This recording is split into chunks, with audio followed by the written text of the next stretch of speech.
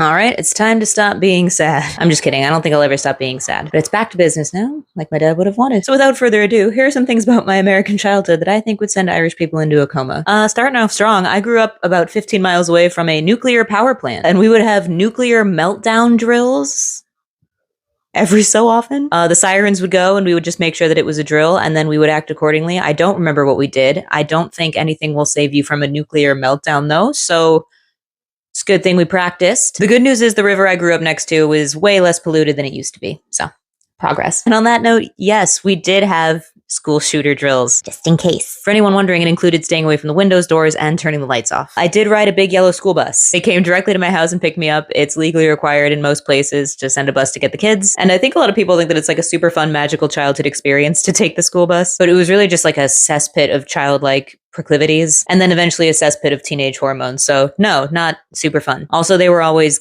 kind of grody. And there was like a hierarchy of where you sat, like towards the front or towards the back or whatever. I forget what was better, but I did not sit there. The public schools in America, and especially in New York, are co-ed, and there is no uniform. It's the Catholic schools, which are smaller and more elite and pricier, that have the uniform and are segregated by gender. I know that some of the schools in Ireland are co-ed and no uniform, but I believe that they're rarer. Also, we had to say the pledge every single day. We stood up and said the Pledge of Allegiance. I stopped saying it after 9/11 for a lot of different reasons. People got mad at me. They told me I had to stand, then I eventually just stopped and it became normal. But yeah, it was expected that you said the Pledge of Allegiance, unless you were a little rebel like me. Also, I had a New York State trooper stationed in my high school. The more I think about that, the crazier it is. His name was Trooper Russo. I hope he's doing all right. And he was there to mitigate any potential issues. I went to like a decent high school as well. We didn't do anything particularly dangerous. The occasional bomb threat, sure, but you know, thanks Trooper Russo for all your service. The public education system.